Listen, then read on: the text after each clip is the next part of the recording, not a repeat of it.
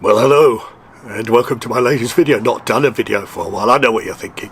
You're thinking, Julian, enough of the health shit, mate. I mean, we appreciate you weren't well, but you're better now, so just fucking get on with it. And you're also thinking, the campervans, we don't really do the campervans, mate, and the movie reviews, we're not that fussed, if we're honest. You know, other people have got better opinions than you. So, you're thinking, get back to the cycling, otherwise you're going to lose all of your 6,000 subscribers. So yes, Julian is back. Julian is back with a cycling video, and it's about, yes, our old favourite Strava. Now you're thinking, oh blimey, here we go, another Strava video. Well, why not? If DC, what's his name, DC Llama and www.rainmaker can do it, why can't Julian? So anyway, I was talking with my good mate Bob Jimmy Strava, the founder and chief exec of Strava, and I said, look, I've got a few ideas, mate. And he said, Julian, we're done with your ideas, right? We implemented the last lot and nobody used them, and then we put the subscription price up and everybody said that's because of Julian, isn't it? So we're not doing them. And I said, come on, give me a chance. And he said, okay, for a week, all right, a week only. Only for people in the northern and southern hemispheres, we are going to allow you to implement some of your new ideas on Strava. So the next time you do a Strava update, these things will be available, but only for a week and only in the northern and southern hemispheres. So let's start. Right, the first thing is, right, you're at home, right, it's raining, you can't be asked to go out on a ride, but then you think, what if my mates are out on a ride? Okay, so you look on Strava and you can see people live cycling. You can see them in real time. And you think, you little toe rag, how can you get out on your bike and I can't? I know what you need is a puncture. Yeah, so you press the puncture button. I've got to say, by the way, you've got to pay €99 for this, and you can only use it once a year, but it's, you know, it's worth having. If you've got one of those people who's out on a ride and you think, you bastard, I'm going to get you, you press the puncture button. Is that the right way up? And is it, oh, they get a puncture. And if it's a tubeless tyre, right, if they're riding on a tubeless tyre, they are fucked, right? Because this puncture is going to totally blow the tyre off the rim, so they can't replace it. They're going to get covered with ejaculating sealant or whatever it is, and that's it, they're screwed. And you're going to sit there in your room while it's pissing down outside, and you're going to say, oh, got you toe rag. So, the puncture button, you can only use it once a year, you've got to pay €99 for it, and it's only going to last for a week. No, actually, that doesn't work, but use it. Okay, the next one is, you know, you're out riding and you have a gel, you're on a Sportive or something, or you have an energy bar, and you think, how come the pros have a rubbish zone? Okay, and where they can chuck their rubbish and then people pick it up. Well, the new thing that I've introduced on Strava is rubbish zones. Now, these aren't actually formal rubbish zones. They're just areas at the side of the road. Okay, they start at the beginning of the ride and they finish at the end of the ride. And they're places where you can chuck your gels. Okay, so you've got one of these, all right? This happens to be a Science in Sport gel, but other gels are available. Other flapjack wrappers or whatever it is you're using, Cliff Richard bars, you know, those kind of things. You've eaten it, you think, I don't want to take this home, so you just chuck it, right? You chuck it at the side of the road into the rubbish zone. And these rubbish zones are now marked, right? They're marked on your Strava route while you're cycling along. Now, the next one is, right, you're a cyclist, so you love your cafe stops, right? You're a coffee aficionado. You've got your own coffee making facilities. You've got your own barista living in your basement, and you say, oh look, I'm going to get some artisan grown, free trade grown coffee in Colombia by people who are paid, you know, London living wage or whatever it is.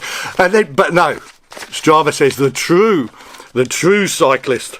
The true cyclist, hang on a minute, trying to get my piece of paper here. The true cyclist, the real cyclist goes to an instant coffee stop. Yep, an instant coffee stop. Now, there are some cafes, right, who haven't bought into this, all this artisan, organic, free trade, London living wage, barista in the basement shit. And they say, what we want is a nice jar, right, of Nescafe Gold Blend. You know, other coffees are available, Lidl, Aldi, you know, Tesco's, Fortnum Mason even. But it's instant coffee, right? It's instant coffee, right? It's the only thing you can have. And you say, oh, can I have a cup of coffee, please? And you think you're going to get some artisan flat white, and they give you a cup of fucking instant coffee. Well, that's because you stopped at an instant coffee stop, and you paid $3.99 for a cup of instant coffee, and why not? And they're marked on Strava. Yep. If you pick a Strava route, it'll show you where the instant coffee stops are. Now, the next thing is, right, you're looking at your Strava at the end of the week, and you see what everybody else has done.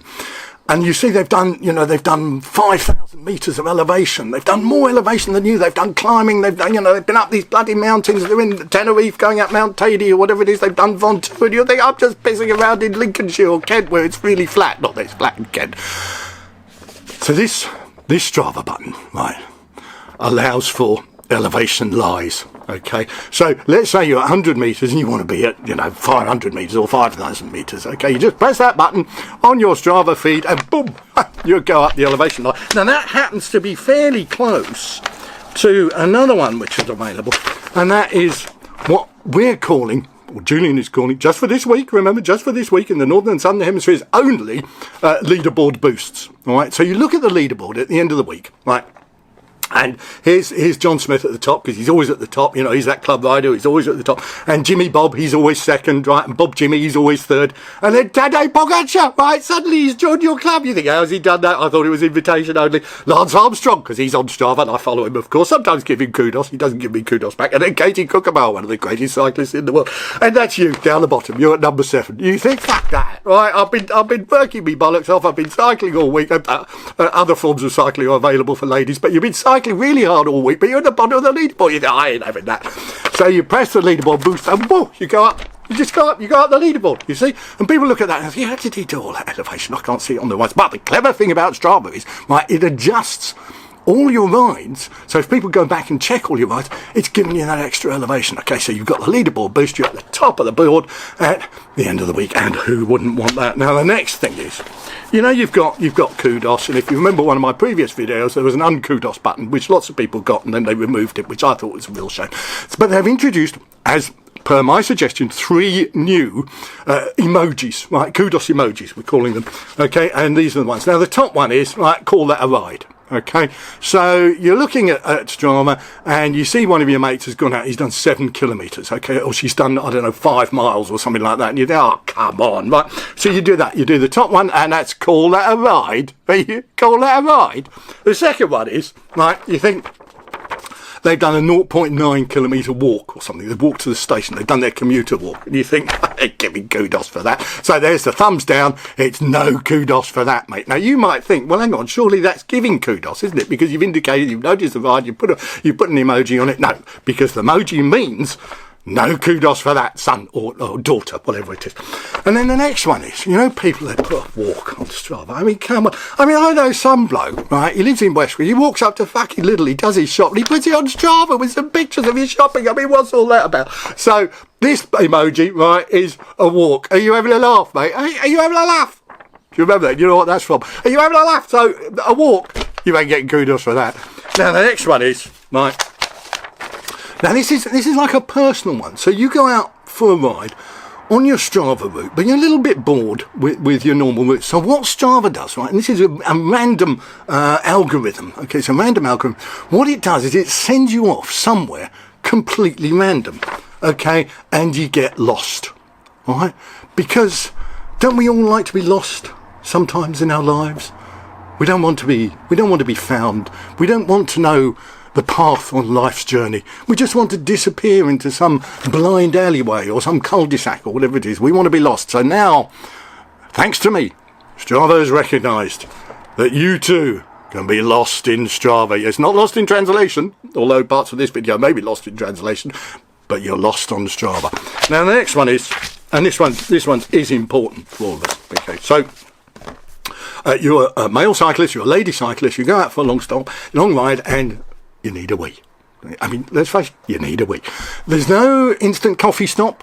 There's no barista coffee stop. There's nowhere that you can go. There's no petrol station you can go. So you think, well, where can I go to the toilet? So, well, if you look on Strava, okay, this not to scale, not to scale.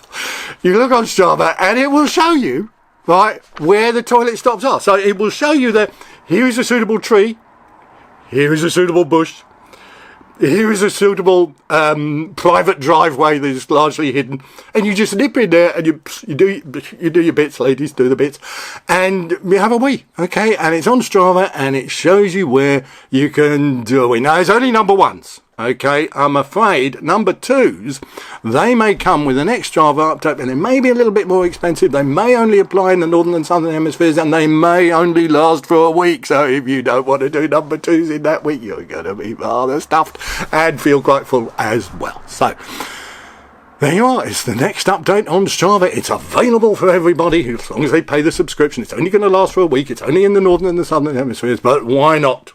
We all love Strava. We all love Strava fun. So thanks for watching and see you next time.